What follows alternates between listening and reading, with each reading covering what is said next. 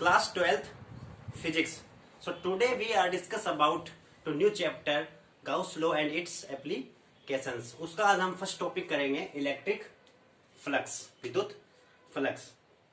हम एक चार्ज लेंगे, उस चार्ज के चारों ओर का जो क्षेत्र होता है उसे हम क्या कहते हैं?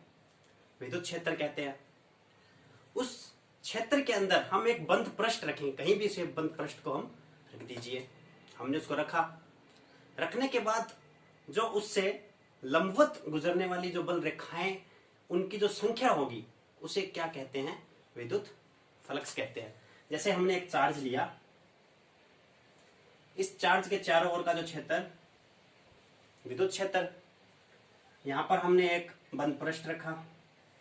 इस बंद पृष्ठ के यानी इस विद्युत क्षेत्र के अंदर से गुजरने वाली जो विद्युत बल रेखाएं होंगी, इसकी जो संख्या होगी, इसे क्या कहेंगे हम? विद्युत फ्लक्स। यहां पर ये जो 90 डिग्री का एंगल बना रही है, ये लंबवत है, ये लंबवत रेखाएं गुजर रही है, इसलिए यहां पे 90 डिग्री का एंगल बना रही है। तो कितनी बना रही है? 1, 2। तो दो जो एंगल बना रही है यही विद्युत बल रेखाएं होंगी। इस बंद पृष्ठ को हमने नाम दिया डीए। डीए यानी एक अल्पांश, यानी क्षेत्र अल्पांश, और जो रेखाएं हैं इसे आप जानते हैं ई वेक्टर। तो इसका जो फॉर्मूला होगा वो यहां से निकलेगा। इलेक्ट्रिक फ्लक्स को हम लिखते हैं फाई से, phi equal to E dot dA vector. यहां पे हमने डॉट क्यों लिया? क्योंकि 11th क्लास में हमने पढ़ा था कि एक तो होता है सदिश गुणनफल और एक होता है अदिश गुणनफल। सदिश गुणनफल को हमेशा क्रॉस प्रोडक्ट से प्रदर्शित किया जाता है और अदिश गुणनफल को डॉट प्रोडक्ट से किया जाता है। यानी विद्युत क्षेत्र और क्षेत्र अल्पांश का अदिश गुणनफल ही इलेक्ट्रिक फ्लक्स कहलाता है। तो इसमें हमने क्या देखा कि हमने एक चार्ज लिया, उस चार्ज के चारों ओर का जो क्षेत्र है वो विद्युत क्षेत्र कहलाया। इसमें हमने एक बंद पृष्ठ रखा, इस बंद पृष्ठ के लंबवत गुजरने वाली जो बल रेखाओं की जो संख्या होगी उसे क्या कहा हमने? इलेक्ट्रिक फ्लक्स कहा।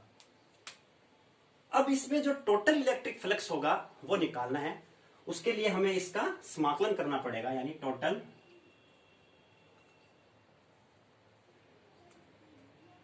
Electric flux. इसका हम समाकलन करेंगे। ये इसका हमने समाकलन किया, डी डॉट डीए वेक्टर। इसका समाकलन यहां से होगा phi equal to D dot dA vector. यहां से इलेक्ट्रिक फ्लक्स का ये फार्मूला हमारे पास निकल के आ गया। इसका मात्रक हमें निकालना है, तो इसका मात्रक क्या होगा? यहां से इसका मात्रक निकलेगा न्यूटन प्रति कूलम क्रॉस मीटर स्क्वायर, यानी न्यूटन मीटर स्क्वायर प्रति कूलम। ये यहां से इसका मात्रक निकल गया। इसकी जो डायमेंशन होगी, यानी इसकी जो विमा होगी, वो यहां से क्या निकलेगी? न्यूटन की जो विमा होती है, यानी फोर्स की जो होती है, वो यहां से होगी m1 L1 T-2, और जो कूलम की जो विमा होती है वो यहां से होगी A1 और T1, और जो मीटर की जो विमा होती है वो यहां से होगी L की स्क्वायर। तो यहां से ये क्या निकल के आ गया अपने पास? M1 L1 और L2 यानी L3, T ऊपर जाएगा यानी T-3, और A ऊपर जाएगा यानी A-1। यहां से ये इसकी विमा निकल के आ गई, ये इसका मात्रक हो गया।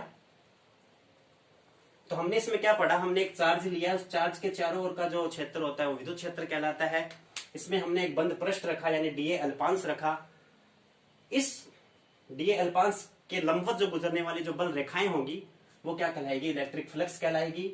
यानी जो विद्युत क्षेत्र और इस अल्पांश का जो अदिश गुणनफल होता है वो क्या कहलाता है? इलेक्ट्रिक फ्लक्स कहलाएगा। सो नेक्स्ट टॉपिक में हम पढ़ेंगे गाउस लॉ के बारे में। Thank you.